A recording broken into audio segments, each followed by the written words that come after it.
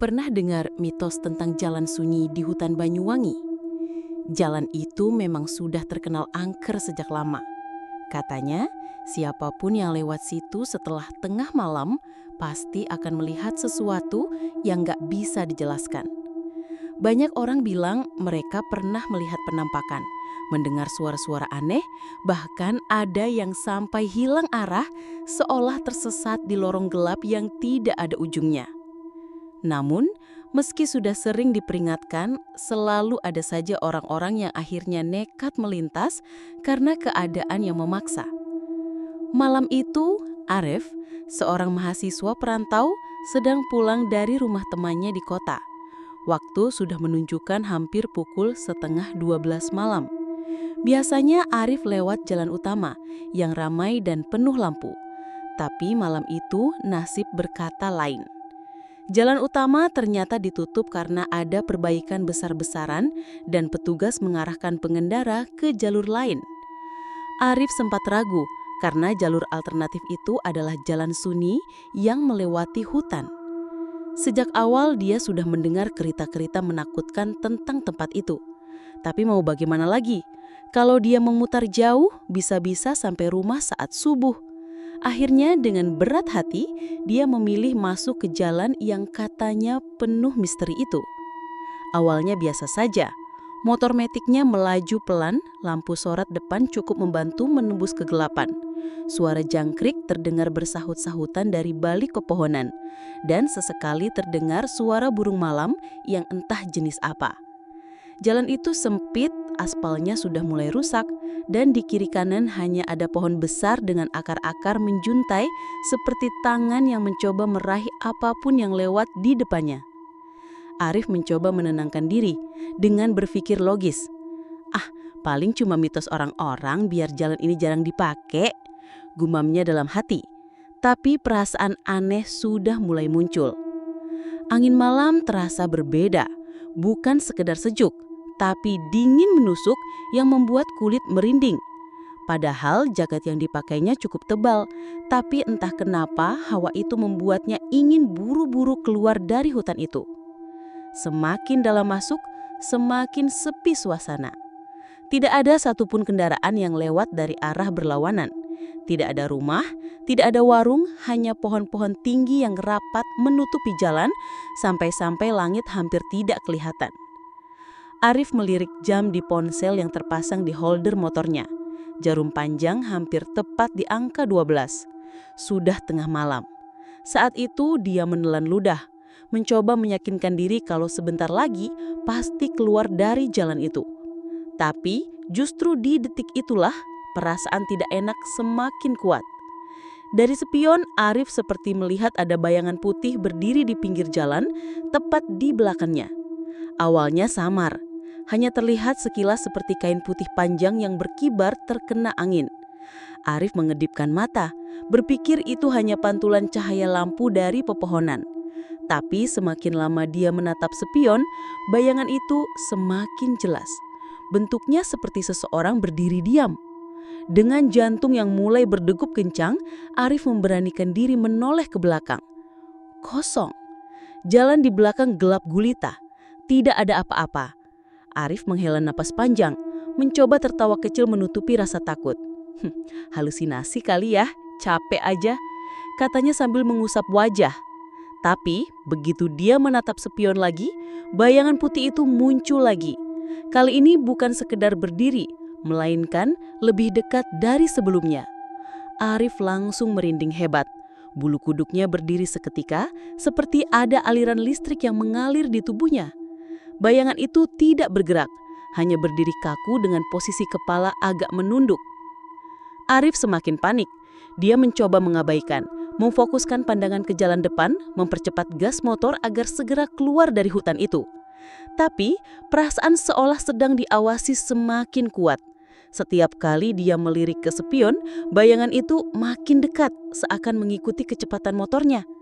Di dalam hati Arif berdoa dalam diam, berharap perjalanan ini segera berakhir. Keringat dingin mulai membasahi pelipisnya meskipun udara begitu dingin. Jalan yang dilalui terasa semakin panjang, padahal seingatnya jalur ini tidak sepanjang itu. Suara jangkrik yang tadi menenangkan kini berubah seperti suara ribuan bisikan yang mengejek. Angin berhembus makin kencang, membawa bau amis yang entah dari mana asalnya. Arif menggenggam erat setang motor, berusaha tidak goyah. Tapi hatinya semakin gelisah saat dia sadar kalau suara motornya terasa aneh. Mesin yang tadi terdengar normal, kini seperti kehilangan tenaga. Bunyinya berat, seakan ada sesuatu yang menahan laju motor. Arif kembali melirik spion dan kali ini hampir membuatnya teriak. Bayangan putih itu sudah tidak jauh lagi, seperti berdiri tepat di tengah jalan menatap ke arahnya. Dia tidak berani menoleh ke belakang lagi. Hanya melalui spion, dia bisa melihat sosok putih itu berdiri tegak dengan rambut panjang menutupi wajahnya. Baju putihnya lusuh, berwarna kecoklatan di beberapa bagian, seperti terkena tanah atau bahkan darah kering. Arif memejamkan mata sebentar, lalu membukanya lagi, berharap sosok itu hilang. Tapi tidak, justru semakin jelas, semakin nyata seolah memang benar-benar ada. Perasaan takut yang ditahannya sejak tadi akhirnya pecah. Arif memacu motornya sekencang mungkin, gas ditarik penuh, meskipun jalannya bergelombang. Motor hampir oleng beberapa kali, tapi dia tidak peduli. Dalam hatinya hanya ada satu niat, segera keluar dari jalan itu. Namun semakin dia berusaha cepat, semakin berat pula motor yang dikendarai. Seolah ada yang ikut menempel, menahan agar tidak bisa kabur. Arif mencoba fokus. Dia tidak ingin kehilangan kendali. Tapi suara dari belakang membuat bulu kuduknya semakin berdiri. Ada suara langkah, pelan tapi jelas terdengar, seolah mengikuti di belakang motornya. Padahal itu tidak masuk akal. Bagaimana mungkin ada yang bisa berjalan secepat motor yang sedang melaju kencang? Hatinya semakin kacau. Dia menggertakkan gigi, menahan rasa panik. Sesekali dia menoleh sekilas ke spion dan yang terlihat membuat dadanya hampir meledak. Sosok putih itu kini semakin dekat, seakan menempel di belakang motornya. Hanya beberapa meter saja. Rambut panjangnya berantakan, menutupi hampir seluruh wajah. Yang paling membuat Arif ngeri adalah tatapan kosong yang terlihat samar dari sela-sela rambutnya, seolah menatap langsung ke mata Arif melalui spion. Arif tidak tahan lagi, dia berteriak sekuat tenaga, meskipun suaranya langsung ditelan kegelapan hutan. Dia terus menarik gas, berharap bisa keluar dari mimpi buruk ini. Namun semakin dia berusaha cepat, semakin berat pula motor yang dikendarai. Jalan terasa berulang-ulang, pohon-pohon di kiri kanan terlihat sama, dan dia merasa seperti hanya berputar-putar di tempat yang sama.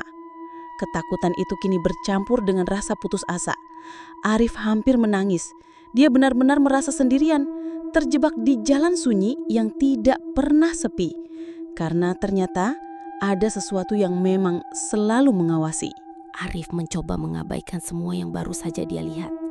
Dalam hatinya, dia berusaha menenangkan diri, meyakinkan kalau semua itu hanyalah halusinasi karena kelelahan. Paling cuma halusinasi, pikirnya dalam hati sambil menghela napas panjang. Namun, rasa takut itu tidak hilang, justru semakin menempel erat di pikirannya. Setiap detik yang berjalan terasa lambat, seolah-olah waktu di jalan itu tidak bergerak seperti biasanya. Ketika motornya melintasi sebuah pohon besar di pinggir jalan, Arif teringat sesuatu. Pohon itu berbeda dari yang lain. Batangnya sangat besar, berlumut hijau, cabangnya menjulang tinggi menutupi sebagian besar jalan, dan akar-akar besarnya keluar ke tanah seperti ular yang melata. Dari cerita warga yang pernah dia dengar, pohon itu dianggap keramat. Katanya, ada penunggu perempuan yang sering menampakkan diri di sekitar situ. Arif menelan ludah. Ia tahu seharusnya tidak menoleh, tapi mata ini seperti dipaksa untuk memperhatikan pohon itu. Lalu, tanpa peringatan, terdengar suara tawa. Awalnya pelan, samar, seperti suara angin yang menggesek ranting, tapi semakin lama suara itu makin jelas, makin nyata. Itu bukan tawa biasa, melainkan tawa perempuan yang panjang, serak, dan berat. Tawa itu tidak lepas sekaligus, melainkan terputus-putus, naik turun seperti seseorang yang sangat menikmati penderitaan orang lain. Suara itu terdengar begitu dekat padahal Arif tahu tidak ada siapapun di sekitarnya. Bulu kuduknya berdiri seketika. Suara tawa itu masuk ke telinga, menusuk hingga ke dalam dada, membuat nafasnya tersengal. Arif langsung memutar gas motornya sekencang mungkin, berusaha kabur dari suara itu. Roda motor berputar cepat, tapi anehnya, meskipun gas sudah dipelintir penuh, motor terasa berat sekali. Seperti ada sesuatu yang menahan, menarik, atau bahkan ikut menempel di bagian belakang. Jantung Arif berdetak kencang, rasanya seperti ingin meloncat keluar dari dada. Tangannya yang memegang stang motor mulai gemetar. Angin malam semakin dingin, menusuk tulang. Keringat dingin mengucur deras dari kening dan pelipisnya, bercampur dengan rasa panik yang semakin menjadi-jadi. Lalu, dari sudut matanya yang berair karena menahan rasa takut, ia melihat sesuatu. Samar, tapi jelas bentuknya. Rambut panjang hitam, berantakan, terurai sampai menutupi wajah. Rambut itu bukan miliknya, karena jelas-jelas tumbuh dari sesuatu yang duduk tepat di belakangnya. Arif tidak berani menoleh, tidak berani menegaskan pandangan. Tapi dari ekor matanya, ia tahu ada sosok yang sedang duduk membonceng di jok belakang motornya. Tubuhnya hampir lumpuh karena rasa takut. Kakinya gemetar, tangannya bergetar hebat, hampir kehilangan kendali atas motor. Ia ingin berteriak, tapi suaranya tercekat di tenggorokan, seakan ada yang menekan dadanya kuat-kuat. Nafasnya tersengal, pendek, seperti baru saja lari jauh. Tapi ia tahu, kalau dia berhenti sekarang, semua akan jauh lebih buruk. Maka dengan sisa tenaga, dia memaksa tubuhnya untuk terus melaju. Jalan itu terasa tidak pernah habis. Semakin jauh ia melaju, semakin panjang jalan yang terbentang di depannya. Pohon-pohon besar berdiri rapat. Bayangan gelapnya menutupi cahaya bulan, membuat jalan semakin suram. Lampu motor yang biasanya cukup terang, kini terasa redup, seperti tidak mampu menembus kegelapan pekat di depannya. Arif mulai merasa seolah-olah dirinya masuk ke dalam lorong yang tidak ada ujungnya. Lorong gaib yang terus memutar dirinya kembali ke titik awal. Suara tawa tadi belum hilang, justru semakin keras, semakin dekat. Kini tawa itu berubah-ubah, kadang pelan seperti bisikan di telinga, kadang tiba-tiba pecah jadi tawa panjang yang menggema di seluruh hutan. Arif menggigil mendengar suara itu, karena sesekali tawa itu bercampur dengan isak tangis lirih, suara rintihan perempuan yang membuat hati makin menciut. Rasanya seperti ada banyak suara yang bercampur jadi satu, memenuhi kepalanya, membuatnya hampir gila. Kakinya bergetar, tangannya nyaris kehilangan kekuatan, tapi ia tetap memaksa gas penuh. Arif mencoba melirik spion, tapi langsung menyesal. Di spion itu, ia bisa melihat dengan lebih jelas. Rambut panjang kusut itu terurai di bahunya, menempel, seolah-olah benar-benar ada orang yang duduk rapat di belakangnya. Sesekali rambut itu terangkat terkena angin, memperlihatkan sebagian wajah pucat dengan mata hitam pekat yang menatapnya tajam.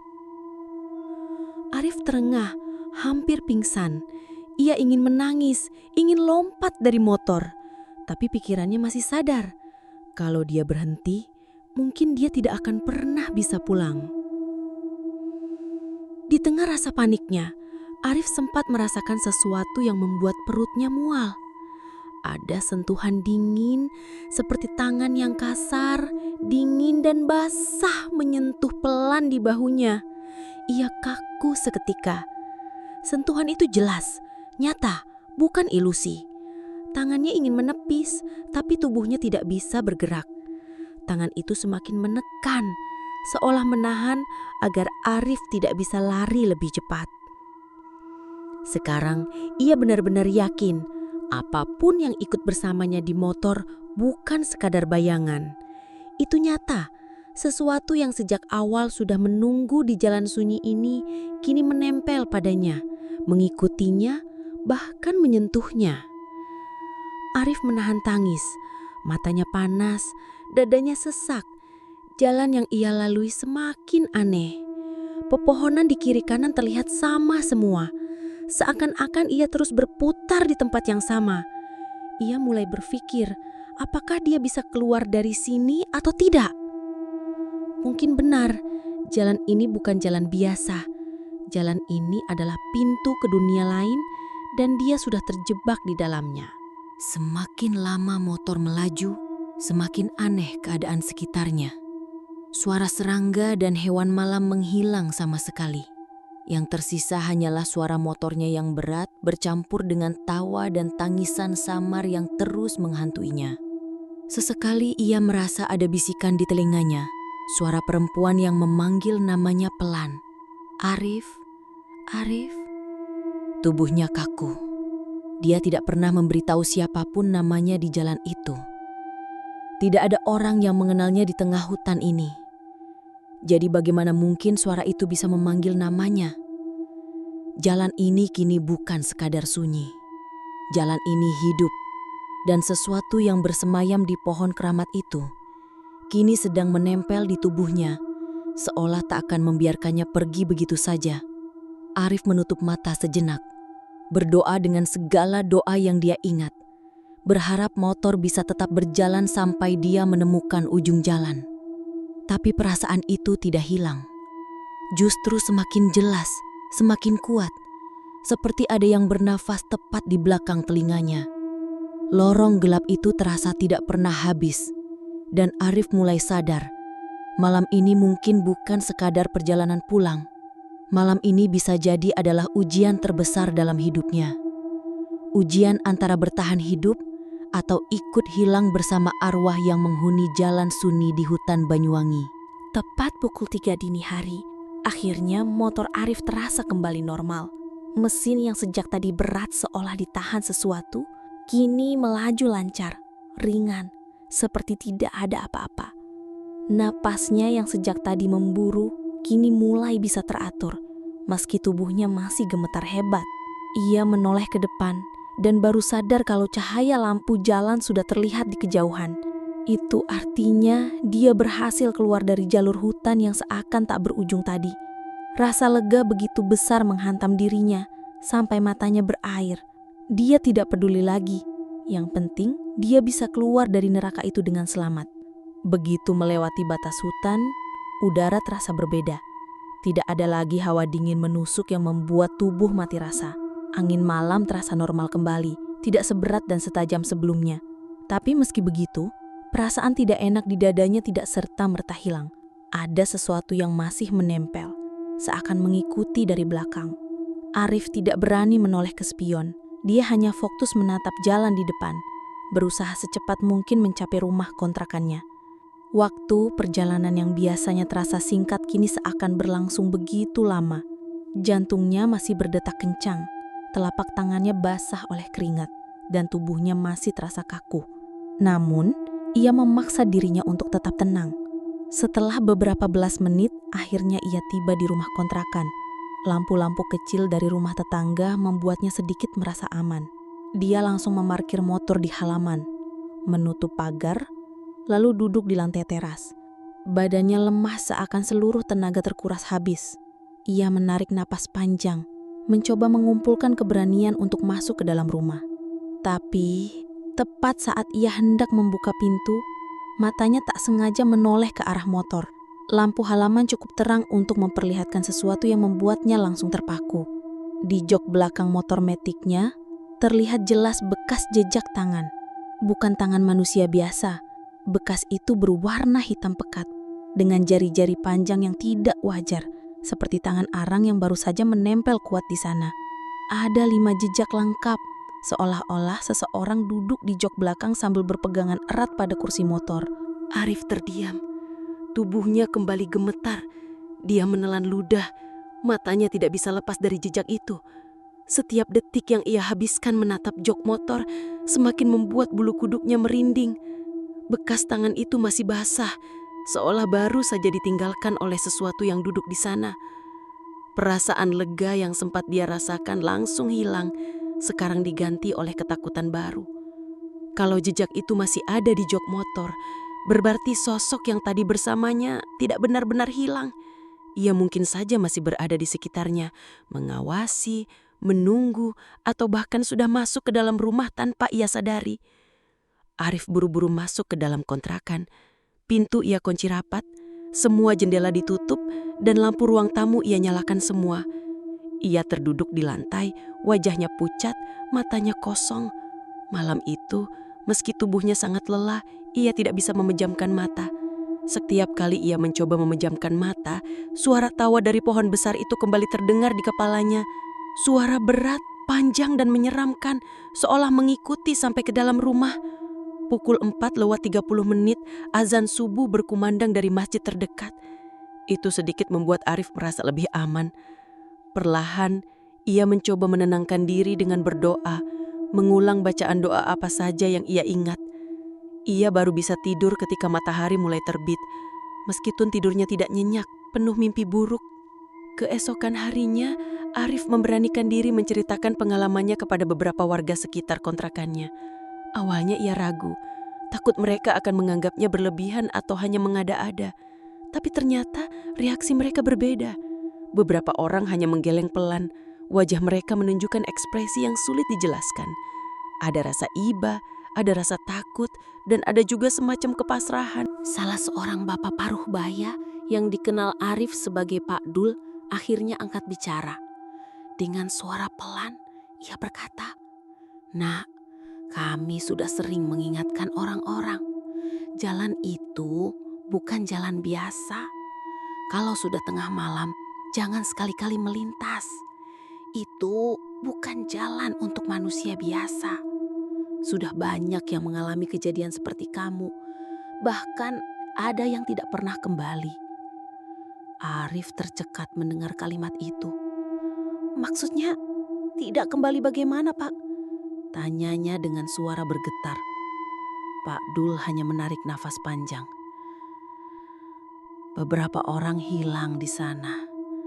Ada yang motornya ditemukan di pinggir jalan, tapi orangnya tidak pernah muncul lagi. Ada juga yang tiba-tiba jatuh sakit parah setelah melewati jalan itu. Semua cerita sama. Mereka lewat tengah malam, sendirian, dan ya diganggu penunggu pohon keramat di sana." Seorang ibu yang ikut mendengarkan menimpali dengan suara berbisik. "Katanya yang menghuni pohon itu adalah arwah perempuan yang meninggal tidak wajar puluhan tahun lalu. Mayatnya ditemukan tergantung di dahan besar pohon itu dengan wajah rusak parah. Sejak saat itu, banyak yang melihat sosok perempuan berbaju putih dengan rambut panjang menutupi wajahnya. Dia tidak suka ada orang yang mengganggu jalan itu di malam hari. Siapapun yang melintas, pasti akan dia ikuti." Arif terdiam.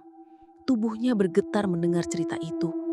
Semua yang ia alami semalang terasa masuk akal setelah mendengar penjelasan warga. Tawa menyeramkan yang ia dengar, rambut panjang yang ia lihat, bahkan sentuhan dingin di bahunya, semuanya cocok dengan cerita tentang arwah perempuan itu. Sejak hari itu, Arif bersumpah tidak akan pernah lagi melewati jalan sunyi itu, apalagi setelah tengah malam. Setiap kali ia mendengar orang lain berniat lewat jalur itu malam-malam, ia selalu memperingatkan dengan sungguh-sungguh. Tapi ia tahu, sebagaimana dirinya dulu yang tidak percaya, selalu ada orang-orang yang nekat melintas karena keadaan memaksa. Dan benar saja, beberapa minggu setelah kejadian itu, Arif mendengar kabar ada pengendara motor yang hilang di jalan tersebut. Motornya ditemukan tergeletak di pinggir hutan, tapi orangnya tidak pernah kembali. Warga hanya bisa menggeleng, tidak ada yang berani mencari terlalu jauh ke dalam. Seakan-akan mereka sudah tahu siapapun yang dibawa jalan sunyi itu tidak akan bisa kembali lagi. Malam-malam setelah kejadian itu, Arif masih sering dihantui mimpi buruk. Dalam mimpinya, ia kembali berada di atas motor, melewati jalan gelap tanpa ujung, dan selalu mendengar suara tawa perempuan yang sama. Kadang ia terbangun tengah malam dengan keringat dingin, dan tanpa alasan jelas, ia merasa ada yang duduk di sudut kamarnya. Meski waktu terus berlalu, trauma itu tidak pernah benar-benar hilang. Setiap kali ia melewati daerah dekat hutan Banyuwangi, bulu kuduknya selalu berdiri. Ia tidak berani menoleh ke arah pohon besar itu, bahkan saat siang hari. Baginya, pohon itu bukan sekadar pohon. Itu adalah gerbang. Gerbang menuju sesuatu yang tidak seharusnya disentuh manusia. Hingga kini, cerita tentang jalan sunyi di hutan Banyuwangi masih beredar. Ada yang percaya, ada yang menganggapnya sekadar mitos. Tapi bagi Arif, semua itu nyata. Ia mengalaminya sendiri. Ia melihat, ia mendengar, ia merasakan sentuhan dingin itu sendiri. Dan ia tahu satu hal yang pasti. Siapapun yang nekat melewati jalan itu setelah tengah malam, mungkin tidak akan pernah benar-benar pulang. Tepat pukul 3 dini hari, akhirnya motor Arif terasa kembali normal. Mesin yang sejak tadi berat seolah ditahan sesuatu, kini melaju lancar, ringan, seperti tidak ada apa-apa. Napasnya yang sejak tadi memburu, kini mulai bisa teratur. Meski tubuhnya masih gemetar hebat. Ia menoleh ke depan dan baru sadar kalau cahaya lampu jalan sudah terlihat di kejauhan. Itu artinya dia berhasil keluar dari jalur hutan yang seakan tak berujung tadi. Rasa lega begitu besar menghantam dirinya, sampai matanya berair. Dia tidak peduli lagi, yang penting dia bisa keluar dari neraka itu dengan selamat. Begitu melewati batas hutan, udara terasa berbeda. Tidak ada lagi hawa dingin menusuk yang membuat tubuh mati rasa. Angin malam terasa normal kembali, tidak seberat dan setajam sebelumnya. Tapi meski begitu, perasaan tidak enak di dadanya tidak serta-merta hilang. Ada sesuatu yang masih menempel, seakan mengikuti dari belakang. Arif tidak berani menoleh ke spion. Dia hanya fokus menatap jalan di depan, berusaha secepat mungkin mencapai rumah kontrakannya. Waktu perjalanan yang biasanya terasa singkat, kini seakan berlangsung begitu lama. Jantungnya masih berdetak kencang, telapak tangannya basah oleh keringat, dan tubuhnya masih terasa kaku. Namun, ia memaksa dirinya untuk tetap tenang. Setelah beberapa belas menit, akhirnya ia tiba di rumah kontrakan. Lampu-lampu kecil dari rumah tetangga membuatnya sedikit merasa aman. Dia langsung memarkir motor di halaman, menutup pagar, lalu duduk di lantai teras. Badannya lemas, seakan seluruh tenaga terkuras habis. Ia menarik napas panjang, mencoba mengumpulkan keberanian untuk masuk ke dalam rumah. Tapi tepat saat ia hendak membuka pintu, matanya tak sengaja menoleh ke arah motor. Lampu halaman cukup terang untuk memperlihatkan sesuatu yang membuatnya langsung terpaku. Di jok belakang motor metiknya, terlihat jelas bekas jejak tangan, bukan tangan manusia biasa. Bekas itu berwarna hitam pekat, dengan jari-jari panjang yang tidak wajar. Seperti tangan arang yang baru saja menempel kuat di sana. Ada 5 jejak lengkap, seolah-olah seseorang duduk di jok belakang sambil berpegangan erat pada kursi motor. Arif terdiam. Tubuhnya kembali gemetar. Dia menelan ludah, matanya tidak bisa lepas dari jejak itu. Setiap detik yang ia habiskan menatap jok motor semakin membuat bulu kuduknya merinding. Bekas tangan itu masih basah, seolah baru saja ditinggalkan oleh sesuatu yang duduk di sana. Perasaan lega yang sempat dia rasakan langsung hilang. Sekarang diganti oleh ketakutan baru. Kalau jejak itu masih ada di jok motor, berarti sosok yang tadi bersamanya tidak benar-benar hilang. Ia mungkin saja masih berada di sekitarnya, mengawasi, menunggu, atau bahkan sudah masuk ke dalam rumah tanpa ia sadari. Arif buru-buru masuk ke dalam kontrakan. Pintu ia kunci rapat. Semua jendela ditutup dan lampu ruang tamu ia nyalakan semua. Ia terduduk di lantai, wajahnya pucat, matanya kosong. Malam itu meski tubuhnya sangat lelah, ia tidak bisa memejamkan mata. Setiap kali ia mencoba memejamkan mata, suara tawa dari pohon besar itu kembali terdengar di kepalanya. Suara berat, panjang dan menyeramkan, seolah mengikuti sampai ke dalam rumah. Pukul 4:30, azan subuh berkumandang dari masjid terdekat. Itu sedikit membuat Arif merasa lebih aman. Perlahan, ia mencoba menenangkan diri dengan berdoa, mengulang bacaan doa apa saja yang ia ingat. Ia baru bisa tidur ketika matahari mulai terbit, meskipun tidurnya tidak nyenyak, penuh mimpi buruk.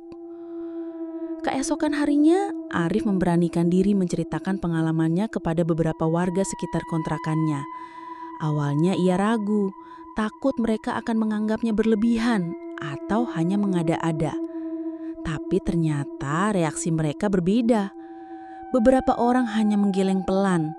Wajah mereka menunjukkan ekspresi yang sulit dijelaskan.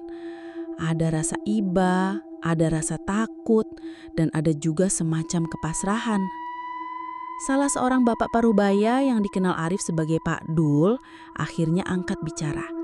Dengan suara pelan, ia berkata, "Nak, kami sudah sering mengingatkan orang-orang. Jalan itu bukan jalan biasa. Kalau sudah tengah malam, jangan sekali-kali melintas.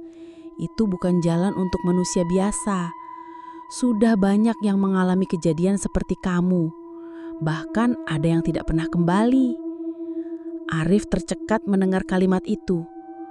"Maksudnya tidak kembali bagaimana, Pak?" Tanyanya dengan suara bergetar. Pak Dul hanya menarik nafas panjang. Beberapa orang hilang di sana. Ada yang motornya ditemukan di pinggir jalan, tapi orangnya tidak pernah muncul lagi. Ada juga yang tiba-tiba jatuh sakit parah setelah melewati jalan itu. Semua cerita sama.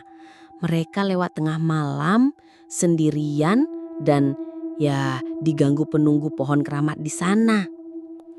Seorang ibu yang ikut mendengarkan menimpali dengan suara berbisik.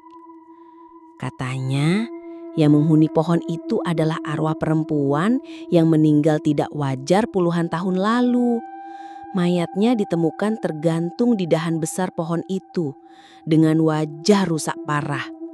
Sejak saat itu, banyak yang melihat sosok perempuan berbaju putih dengan rambut panjang menutupi wajahnya. Dia tidak suka ada orang yang mengganggu jalan itu di malam hari. Siapapun yang melintas, pasti akan dia ikuti. Arif terdiam. Tubuhnya bergetar mendengar cerita itu. Semua yang ia alami semalam terasa masuk akal setelah mendengar penjelasan warga. Tawa menyeramkan yang ia dengar, rambut panjang yang ia lihat, bahkan sentuhan dingin di bahunya. Semuanya cocok dengan cerita tentang arwah perempuan itu. Sejak hari itu, Arif bersumpah tidak akan pernah lagi melewati jalan sunyi itu. Apalagi setelah tengah malam. Setiap kali ia mendengar orang lain berniat lewat jalur itu malam-malam, ia selalu memperingatkan dengan sungguh-sungguh. Tapi ia tahu, sebagaimana dirinya dulu yang tidak percaya, selalu ada orang-orang yang nekat melintas karena keadaan memaksa. Dan benar saja, beberapa minggu setelah kejadian itu, Arif mendengar kabar ada pengendara motor yang hilang di jalan tersebut. Motornya ditemukan tergeletak di pinggir hutan, tapi orangnya tidak pernah kembali. Warga hanya bisa menggeleng. Tidak ada yang berani mencari terlalu jauh ke dalam. Seakan-akan mereka sudah tahu, siapapun yang dibawa jalan sunyi itu tidak akan bisa kembali lagi. Malam-malam setelah kejadian itu, Arif masih sering dihantui mimpi buruk. Dalam mimpinya, ia kembali berada di atas motor melewati jalan gelap tanpa ujung dan selalu mendengar suara tawa perempuan yang sama. Kadang ia terbangun tengah malam dengan keringat dingin, dan tanpa alasan jelas, ia merasa ada yang duduk di sudut kamarnya. Meski waktu terus berlalu, trauma itu tidak pernah benar-benar hilang. Setiap kali ia melewati daerah dekat hutan Banyuwangi, bulu kuduknya selalu berdiri. Ia tidak berani menoleh ke arah pohon besar itu, bahkan saat siang hari. Baginya, pohon itu bukan sekedar pohon. Itu adalah gerbang. Gerbang menuju sesuatu yang tidak seharusnya disentuh manusia. Hingga kini, cerita tentang jalan sunyi di hutan Banyuwangi masih beredar.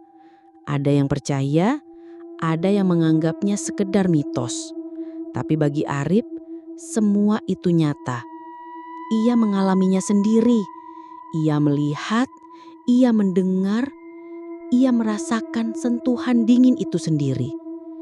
Dan ia tahu satu hal yang pasti. Siapapun yang nekat melewati jalan itu setelah tengah malam, mungkin tidak akan pernah benar-benar pulang.